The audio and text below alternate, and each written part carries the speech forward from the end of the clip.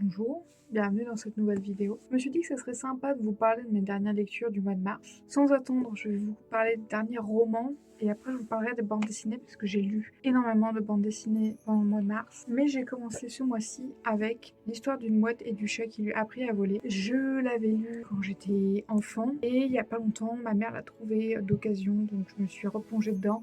J'ai pleuré comme quand j'étais enfant, c'est vraiment une chouette histoire. Ça parle de l'histoire d'une mouette. Et dans le premier chapitre, elle vole pour manger des poissons dans la mer, sauf qu'elle tombe une flaque de pétrole. Et du coup, elle sait qu'elle ne survivra pas. Elle vole du mieux qu'elle peut. Et elle finit par s'échouer sur le toit d'un immeuble où elle rencontre un chat. Et elle dit à ce chat qu'il doit lui tenir 3 promesses. La première, celle qu'il ne mangera pas l'œuf qu'elle va faire. La deuxième, de s'occuper de la mouette qui sortira de cet œuf. Et la troisième, ce sera de lui apprendre à voler. Et du coup, ce chat qui pense que cette mouette est complètement en train de perdre la boule à cause de la mort, accepte, sauf que elle pond bien un œuf et il va devoir malheureusement ou heureusement s'occuper de cette petite mouette. Voilà. Donc c'est un roman de Luis Sepúlveda. Je n'ai lu que ça de lui, il me semble.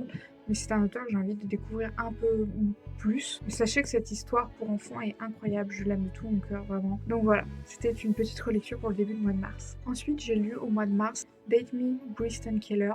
Donc c'est l'histoire d'amour entre deux jeunes garçons, mais c'est plutôt l'histoire d'un coming out, puisque Kay, qui sait qu'il est homosexuel, décide d'aller dater Briston parce que lors d'une soirée, il a dit que ça ne servait à rien de sortir ensemble au lycée, car à la fac, on serait obligé de se séparer. Et vu que certains couples s'étaient formés au lycée, vous, vous doutez bien, les couples l'ont mis au défi de sortir pendant 3 mois chaque semaine avec une fille différente pour essayer de lui prouver qu'il a tort. Sauf que quasiment à la fin de ce défi, par une suite de circonstances, prise d'une soudaine envie, Kay va demander à Briston de sortir avec lui pendant la semaine. Sauf qu'aucune règle ne stipule qu'il n'a pas le droit de date quelqu'un d'autre qu'une fille.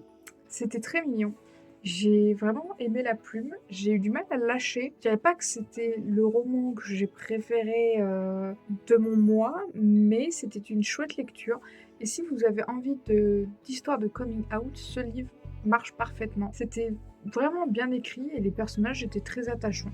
Voilà. Ensuite, j'ai lu. Alors, je l'avais acheté il y a déjà un bon moment, mais je me suis enfin penchée sur le cas de Loverless. C'était trop bien et en même temps, je vous jure que je suis tellement triste de l'avoir fini, c'était vraiment trop bien. En fait, Loverless, je pense qu'il m'a intimidée un petit peu et je l'ai acheté, je pense que je l'ai acheté en août ou en septembre dernier.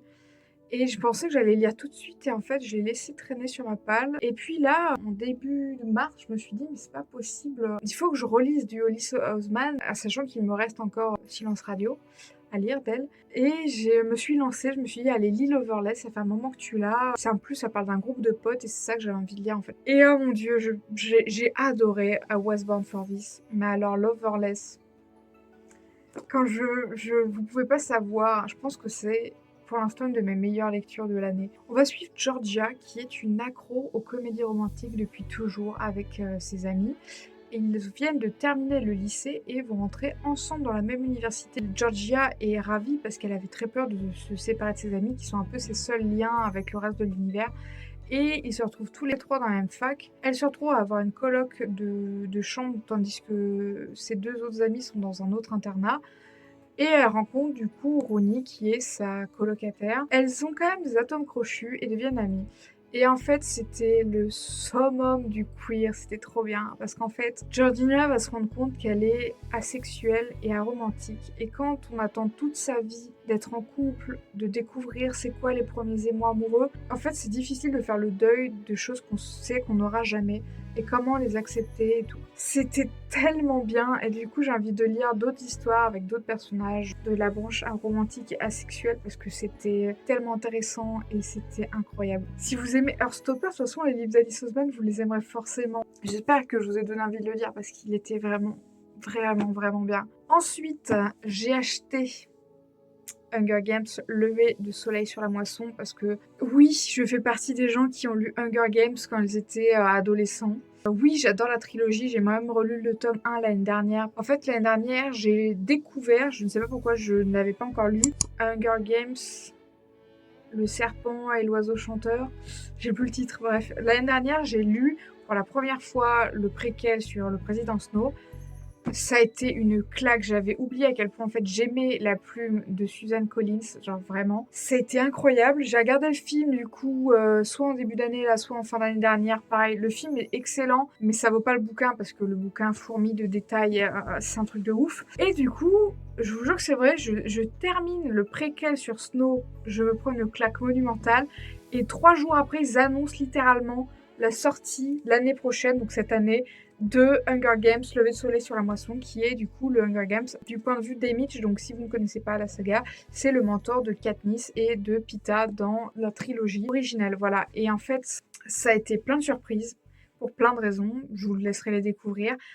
Mais c'était incroyable. Alors, je pense que je l'ai moins aimé que le préquel sur le président Snow, mais parce que je pense que j'avais des attentes, contrairement au président Snow, qui m'a beaucoup étonnée sur plein d'aspects, mais je ne m'attendais à rien en fait. Et celui-ci, je m'attendais à beaucoup de choses. J'ai pas été déçue, loin de là. J'ai adoré tous les personnages qu'on a vus et revus. J'ai adoré voir que, en fait, avant la rébellion, il y avait déjà des gens qui se rendaient compte que c'était pas possible de vivre comme ça. C'était hyper intéressant, j'ai adoré. Voilà, je vais pas trop tergiverser dessus. Mais si vous aimez Hunger Games, en fait, bah, je pense que ça vous parlera forcément. Et si vous ne les avez pas lus, en vrai, je vous conseille de lire la trilogie originelle, au moins ça, parce qu'elle est trop bien déjà. Et les préquels, un jour j'aimerais bien, je pense, les lire dans l'ordre chronologique. Qu'est-ce que je pourrais vous en dire sans trop vous spoiler? C'était une lecture, je l'ai lu vraiment, je n'ai rien fait d'autre ces jours-là. J'ai lu pendant 2 jours non-stop. Je me réveillais, je lisais, je mangeais, j'arrêtais, je lisais, genre...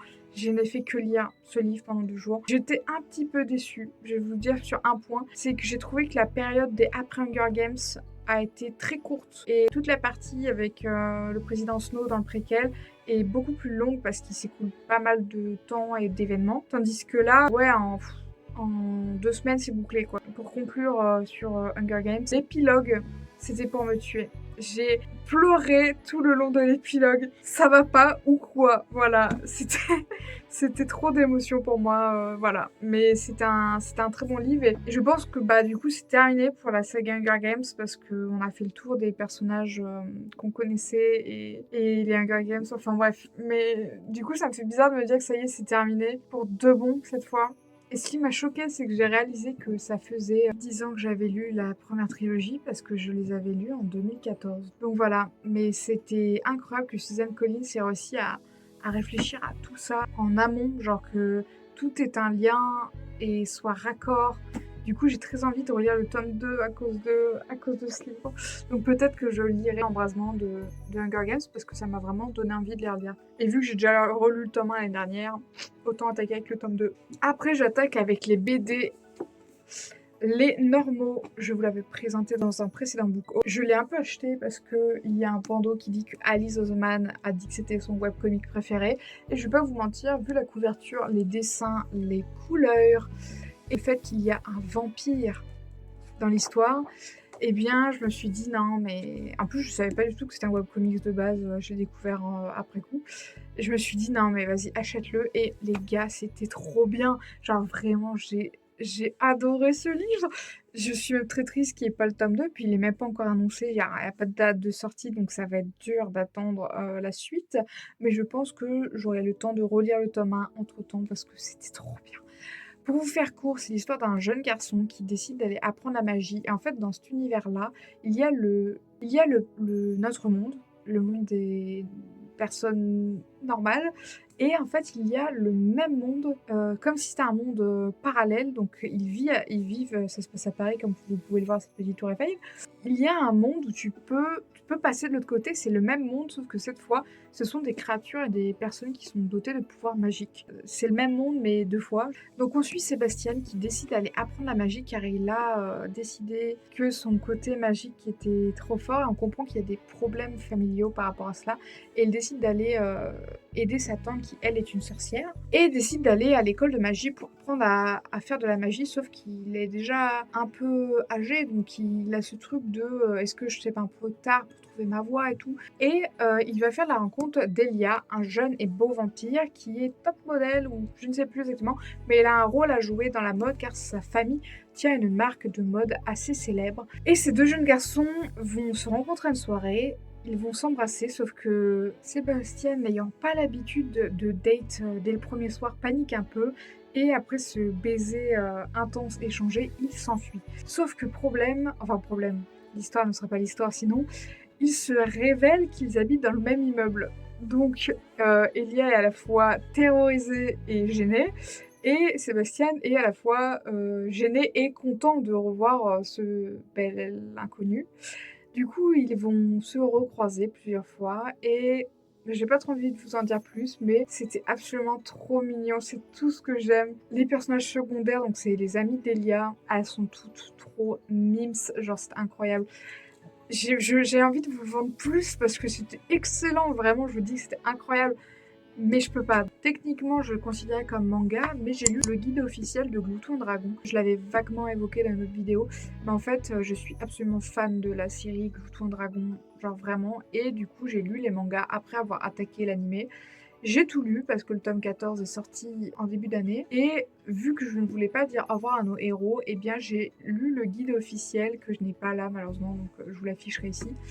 Et en fait, c'était trop bien, vraiment trop bien. On apprend des trucs sur les personnages secondaires, sur le monde, sur différentes espèces qu'on n'a pas beaucoup vues, leurs histoires. C'était trop bien. J'ai lu toutes les pages, vraiment toutes les petites infos, même les pages où vous dites oh j'ai la flemme, littéralement il y avait des pages à la fin de définition. J'ai tout lu parce que j'avais pas envie de finir Glouton Dragon et c'était vachement bien. Donc si vous avez aimé Glouton Dragon, en vrai le guide officiel est vraiment riche. Avec les guides, je sais pas, j'ai un peu peur d'avoir déjà du déjà vu par rapport à ce que je connais déjà de la série. Et là, ça n'a pas du tout été le cas. C'était vraiment trop bien. Après, je vais vous parler de pas mal de BD, mais j'ai découvert la magie des BD numériques. Donc, j'ai lu beaucoup de BD grâce à ce format. À la fois, j'adore ça et à la fois, je trouve ça un peu dommage parce que l'objet papier est tellement cool. Mais bon. Donc, je vais vous parler de ça. Hey, désolée, j'ai eu un petit contretemps, donc je tourne le lendemain de la première partie de cette vidéo. J'ai enchaîné avec une BD qui s'appelle Marcy, point de bascule. C'est une enquête sur une dame qui a la quarantaine, sa fille est au lycée, et en fait, elle se fait licencier. Et elle se rend compte que peut-être sa vie n'a pas toujours été comme elle le voulait. Et elle décide sur un peu un coup de tête de devenir détective. Et elle va mener une enquête sur un accident qui a entraîné de graves blessures à une jeune fille. J'ai trouvé ça très cool. Les dessins, c'est pas forcément mon style de prédilection, mais je sais pas pourquoi, quand je l'ai vue en librairie, elle m'a tout de suite attirée, et quand je l'ai trouvée en ligne, j'étais très contente de l'avoir sous les mains. Dans l'ensemble, j'ai bien aimé. J'ai bien aimé la thématique des femmes dans la quarantaine qui sont invisibilisées, et du coup, elle comprend que ça va lui servir à mener des enquêtes parce que personne ne fait attention à elle. Donc pareil, pendant la BD, on comprend qu'elle a sa ménopause, même si c'est jamais dit. Elle se fait licencier alors qu'elle a un certain âge. Elle se sent pas respectée, elle se sent pas forcément écoutée au sein de son ancien travail. Et elle, ce qu'elle a envie de faire, c'est détective. Donc un métier un peu genre improbable. Toute personne se dit en perdant son métier, tiens, je vais devenir détective, c'est très rare. Donc il y a quand même un côté un peu loufoque que j'ai bien aimé. Et j'ai bien aimé sa relation avec sa fille. Voilà, je les ai trouvées toutes les deux très investies dans ce qu'elles faisaient. Et c'était mignon. J'ai continué avec une BD qui s'appelle Les Petits Messieurs Inconnus. Je savais pas trop quoi m'attendre en fait. C'est plein d'illustrateurs qui ont décidé de faire. Quand je dis des métiers, c'est plutôt des choses utiles ou agréables. C'est pas forcément métier premier degré. Mais c'est un peu, j'allais dire fantastique, pas toujours. C'est un groupe dessinateur qui a décidé de faire en collaboration cette BD avec l'auteur, dont je vous mettrai le nom ici. Je l'ai lu en une après. C'était sympa. J'ai pas grand chose à en dire en fait. Je pense qu'elles ne m'ont pas toutes marqué autant que d'autres, mais c'était très sympa. Donc si vous avez envie de lire des histoires courtes avec des jolies illustrations, elles sont toutes super. Au niveau visuel, elles sont toutes très jolies. Ensuite, j'ai lu La fille de ses rêves qui me faisait de l'œil depuis un moment. Vous l'avez peut-être remarqué parce qu'elle a une couverture et même un graphisme tout au long de la bande dessinée rose bonbon. Donc je l'avais repéré en librairie quelques temps plus tôt et là je l'ai trouvé en numérique du coup. J'ai pas été déçue. C'est l'histoire d'amour d'une jeune fille qui est un petit peu nerd sur les bords et elle est amoureuse de la pom-pom girl du lycée. Sauf que cette pom-pom girl sort avec la meuf qui fait du football. Mais du coup, c'est un triangle amoureux saphique, car il s'avère que la nana qui fait du sport ne reconnaît pas, mais c'est en fait son amie d'enfance qui a un peu changé, donc elle n'avait pas forcément reconnu en elle. Et il va s'avérer que elle était amoureuse d'elle quand elle était petite, elle est intéressée par sa copine, sauf qu'elles vont, à elles trois, commencer à se fréquenter et cela va amener à la chute de l'histoire que je ne vous raconterai pas. J'ai passé un super moment en lisant cette BD. C'était absolument adorable.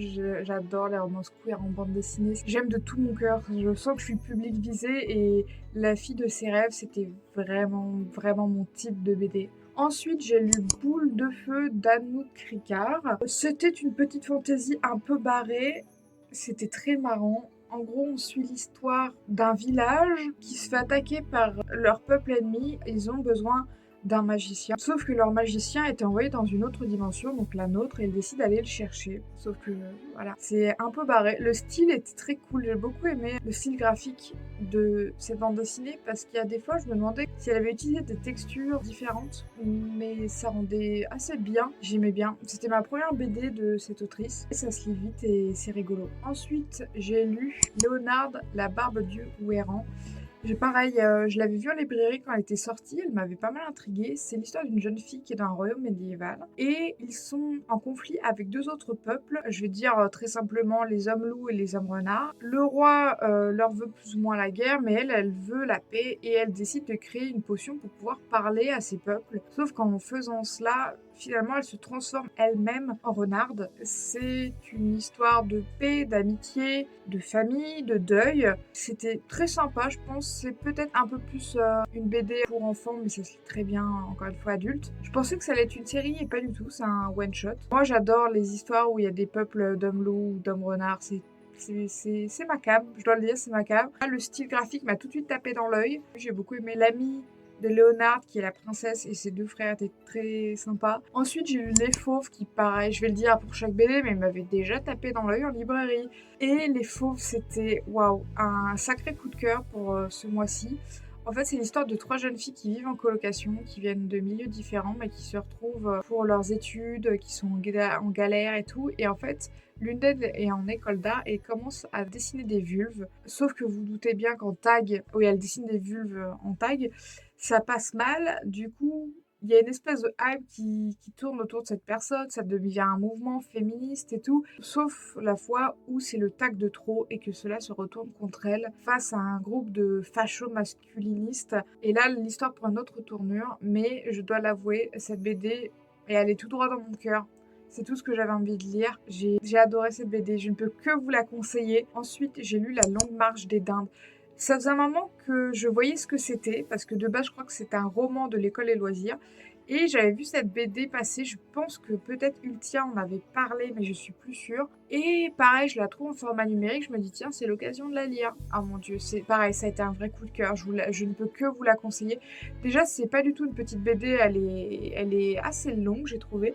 Et on suit l'histoire d'un jeune garçon qui est connu pour ne pas être le plus malin de la portée, qui n'a plus revu ses parents depuis longtemps, sa mère est morte, son père a disparu, donc il considère qu'il est probablement mort, et il est élevé par son oncle, sa tante et ses cousins qui sont horribles. Et un jour, il comprend qu'il y a un vieux monsieur chez lui dans son village qui n'arrête pas de se plaindre de ses dindes, parce que ses dindes, elles ont pas arrêté de se reproduire, elle en a trop, machin.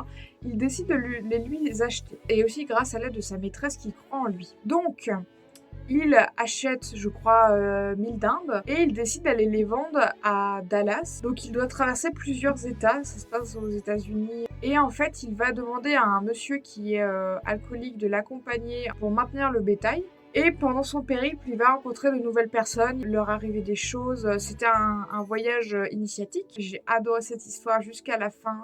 Tout été beau, intéressant, même éducatif sur certains points pour les plus jeunes si jamais ils lisent la BD. C'était absolument adorable. Des fois, c'était dur parce que lors du chemin, elle va revoir son père et son père, c'est pas du tout quelqu'un de bien. Donc, ça parle aussi des relations toxiques au sein de la famille. Déjà que je vous ai dit que son oncle et sa tante sont pas des gens très bien. En fait, il rencontre sa famille de cœur sur le chemin et c'était tellement touchant. Rien que de vous le dire, là, j'ai envie de pleurer un petit peu parce que c'était trop bien. La longue marche des dindes, je ne peux que vous la conseiller. C'était vraiment incroyablement bien. Je m'attendais pas du tout à ça et c'était super. J'ai lu une BD qui s'appelle Toutes les fois où je me suis dit je suis gay. C'est l'histoire autobiographique de l'autrice de cette BD et en fait elle parle de son coming in, donc le fait d'accepter son homosexualité déjà soi-même avant de le partager à terre entière. Ce qui est souvent frustrant parce qu'une fois qu'on l'accepte, on le dit aux autres et les autres le disent mais je le savais depuis le début, comme si c'était inscrit sur notre front. Et en fait, il y a plein de fois où elle se dit qu'elle est gay, qu'elle en parle, mais que finalement elle retourne dans ses vieux travers, où elle décide de date des mecs et tout, alors qu'elle sait au fond d'elle que ce qu'elle veut, c'est être avec une fille.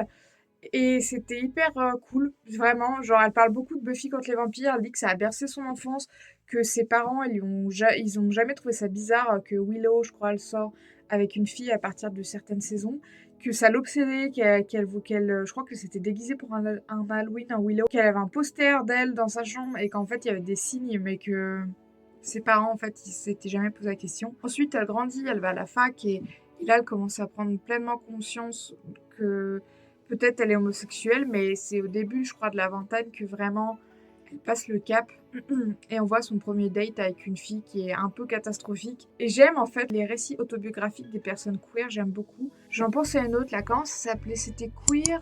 Ah, je vous mettrai la bande dessinée à laquelle je pense. J'avais lu celle-ci qui parle d'une personne non-binaire et je vous la conseille. Elle est très très intéressante. Et c'est exactement le genre de récit autobiographique queer que j'adore.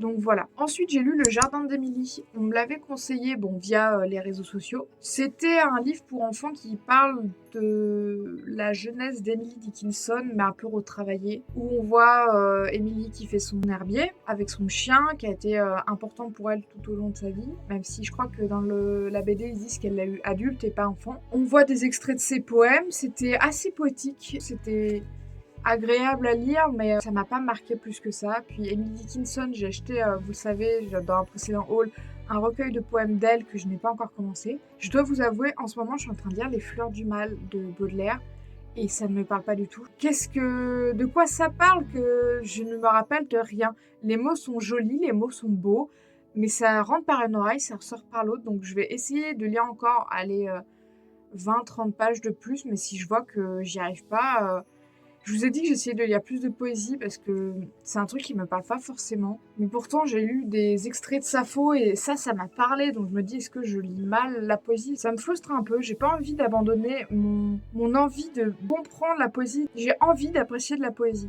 Mais ça me parle pas. Et j'ai envie de développer plus ça. Voilà. Donc si vous avez des poètes à me recommander, je suis preneur. Parce que vraiment, des trucs accessibles, pas trop compliqués. Parce que là, Charles Baudelaire, j'ai peut-être visé trop haut, trop tôt, parce que vraiment, je ne comprends rien. Enfin bref, je reviens à mes lectures du mois de mars, excusez-moi. J'ai lu Impénétrable. Je vous ai dit que Les Fauves et La Longue Marche des Dindes étaient des coups de cœur. Impénétrable était le coup de cœur des coups de cœur. Si vous devez retenir une BD, ce sera Impénétrable. D'ailleurs, je l'ai lu en format numérique, mais je l'achèterai parce que j'ai besoin d'avoir ça dans ma BD Tech. Genre vraiment, elle est incroyable cette BD. Tout le monde disait qu'elle était incroyable. Et je vais pas vous mentir, moi, quand tout le monde dit qu'un truc est incroyable, j'ai tendance à dire non, mais c'est bon, tout le monde dit ça, ça doit pas être si incroyable que ça. C'était incroyable. Comme quoi, des fois, les gens disent des trucs, et c'est vrai en fait.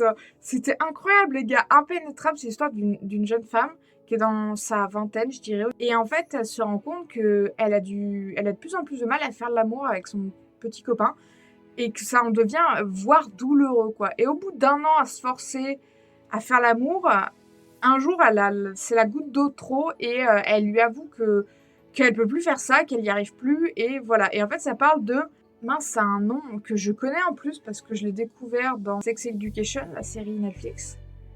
Elle souffre de... Je vous mettrai le mot, je suis désolée, là il m'échappe complètement. Bref, elle souffre de ça. Et en fait, ça va être à elle de voir des spécialistes. Mais en fait, il y a plein de personnes qui sont pas éduquées sur son cas à elle. Donc, elle n'arrive pas à diagnostiquer, ça la rend folle et tout, elle comprend pas ce qui lui arrive, parce qu'avant, ça allait très bien, même si on se rend compte au fur et à mesure de la BD que tout est relatif. Et en fait, ça va être à elle de suivre les bons spécialistes, d'écouter aussi ce que son corps lui dit, de se réapproprier son corps et aussi sa sexualité. Et en fait, ça a parlé de plein de choses et c'était incroyable. Vraiment, lisez-la et la conclusion était très belle. Même si son petit ami m'a saoulée à plein de moments dans la BD, je peux comprendre aussi que voilà, quand t'es dans la monogamie depuis longtemps, ça doit être dur de la seule personne avec qui ta copine a des besoins et des envies. Mais en fait, on est des êtres humains, on est des milliers. Tu ne pourras pas me faire croire qu'un seul être humain arrive à satisfaire à ton seul besoin, ou alors présentez-le-moi. Déjà, là, je vais parler de relations libres et tout, donc vous vous doutez dans quoi va partir la BD. Mais voilà, vraiment impénétrable, c'était incroyable. J'avais déjà lu l'album Ne m'oublie pas, le précédent album et le premier album de l'autrice, qui était très sympa aussi, je vous le conseille. Ça parle de la famille des grands-parents d'homosexualité et d'Alzheimer. Et c'était très touchant, mais alors impénétrable. Mais encore une fois, je crois que j'adore les récits autobiographiques parce que là, c'est l'histoire de l'autrice et de son copain, du coup, vu qu'on les suit tous les deux. Et c'était du lourd, du très très lourd. Ensuite, j'enchaînais avec Cry Wolf Girl, que j'avais vu et revu pas mal passer aussi sur mes réseaux, peut-être aussi les sites littéraires. Et en fait, j'étais surprise, c'était très court. En fait, c'est le graphisme qui m'a tout de suite eu, puis j'adore les histoires avec des loups. Et en fait, c'était assez cool, mais ouais, c'était très court. C'est un peu une reprise de Pierre et le Loup. Je pourrais pas trop vous en dire, en fait. Je m'attendais à un truc complètement incroyable. En fait, c'était très court. Ça reprenait quelque chose que je connaissais déjà. Et en fait, le moment où ça devient intéressant, c'est fini, c'est la fin. Donc, j'étais un peu frustrée peut-être de cette lecture. Mais voilà, après, ça restait extrêmement beau visuellement. Voilà. Ensuite, j'ai lu D'ambre et de feu. Le dessin est très sympa. C'est pas ce que je préfère, mais j'ai adoré. Il y avait des expressions. Je crois qu'à un moment, l'héroïne dit peu cher ou je sais plus, mais ça m'a fait rire. Je suis quasiment sûre que c'est une BD française. C'est l'histoire d'une jeune fille qui est à moitié tanuki, je crois. Et en fait, son village est massacré par un roi tyrannique. Elle décide de se venger et pour se venger, elle demande l'aide à des esprits. Les esprits lui disent si tu veux notre aide, il va falloir que tu sacrifies le fils du roi en nous l'amenant. Ce qu'elle fait, sauf qu'entre-temps, elle s'attache à lui, elle se rend compte que c'est pas ça qu'elle veut. Lui, il a rien fait et elle l'aime bien. Et en fait, c'est juste son père qui est horrible. Et l'histoire était absolument trop touchante. Je m'attendais pas à ça, mais c'était aussi une petite claque, je dois l'avouer. Les graphismes sont adorablement trop mignons. Tout son village se fait exterminer les 5 premières pages. C'est hyper violent, quoi. Si vous aimez les lectures avec des illustrations très sympas, une histoire vraiment jusqu'au bout, on se demande ce qui va se passer. Une histoire d'une royauté de vengeance. Ça n'a pas été un coup de cœur, mais c'était vraiment une très bonne lecture. Ensuite, j'ai lu Fille unique, tome 4. Alors, je vous en ai pas parlé des premières parce que j'ai dû les lire en 2023, donc pas l'année dernière. J'avais lu le tome 1, 2, 3. C'est l'histoire de 5 filles qui se retrouvent unies par leur, j'ai envie de dire, harcèlement ou... Comment dire ? C'est des marginales, donc elles sont un peu isolées pour des raisons différentes. Et une d'elles est un peu, genre, on va dire, le chef du groupe. D'ailleurs, le tome 5 est consacré à elle, c'est la plus mystérieuse des 5. Et en fait, elles vont un peu régler leurs problèmes, et chaque tome est consacré à une fille, et à sa vie, à ses problèmes, à la résolution de ses problèmes. Et j'ai hâte de lire le tome 5. Malheureusement, là où je les ai lus en numérique, il y avait un problème, j'ai pas pu lire le tome 5, j'étais tellement frustrée de pas avoir la conclusion. Mais je vous les conseille. Alors, je vous préviens, c'est pour un public averti. Des fois, il y a des trucs un peu violents quand même dedans. Je préfère mettre des trigger warnings. En fait, j'allais vous dire, le tome 1 est un peu choquant. Enfin, moi, m'a personnellement heurté. Le tome 2 m'a aussi un peu waouh sur certains trucs. Et le tome 3 aussi un petit peu. Donc en fait, c'est une série. Je pense que je conseillerais pas à un ado de 12 ans de lire ça. Moi, je trouve ça un peu violent. Mais je pense que jeune adulte, is ok. Voilà, donc Phoenix, très bonne série. Mais j'ai tellement envie de savoir la suite, ça m'énerve de ne pas avoir pu lire le tome 5. C'est vraiment cool. Ensuite, j'ai lu L'incroyable Mademoiselle Bang. Je l'avais vu en librairie, encore une fois, il m'avait quand même fait de l'œil, je m'étais dit tiens c'est marrant, c'est des petites illustrations assez fait très japonais, cartoon, un peu ça m'a fait penser à mes voisins les Yamada. Et en fait c'est l'histoire de Mademoiselle Dang, en fait qui naît d'un couple de vieux riches qui n'ont jamais eu d'enfants et sont même surpris d'avoir la possibilité d'avoir encore des enfants tellement ils sont vieux. Sauf que malheureusement ils meurent quand elle est assez jeune. et elle se retrouve un peu seule héritière. Sauf que le problème, tout le monde l'a pris pour un garçon vu qu'elle a 5 ans, et en fait, ça arrangeait bien son père de dire oui, oui, c'est un garçon. Du coup, toute sa vie, elle se fait passer pour un homme, et elle arrive à très jeune, je crois à 8 ans, rentrer au service de l'empereur. Sauf que quand ça arrive, elle doit impérativement prendre une femme, sauf que vous vous doutez bien que elle veut pas, sauf que les mecs de son bled, ils sont pas prêts de lâcher l'affaire, ils sont en mode attends, ma fille va épouser un conseiller de l'empereur. Je ne peux pas laisser passer cette chance. Finalement, elle choisit quelqu'un au pif et elle lui explique tout avant le mariage, et cette nana éclate de rire et lui dit mais moi, mais tant mieux, ça me va parfaitement. Sauf qu'après, il s'enchaîne d'autres aventures. Elle va même devenir une grande guerrière car elle va défendre l'Empire. Et cette histoire est queer sans dire qu'elle est queer. Mais elle est complètement queer. C'était super cool. Moi, j'ai trop aimé. Je vais pas vous mentir, ça a été un petit coup de cœur. Ouais, un petit coup de cœur. Genre, si là, demain, je la vois en librairie, je pourrais l'acheter pour la relire parce que j'ai trop aimé cette BD. Ensuite, j'ai lu Histoire de sororité.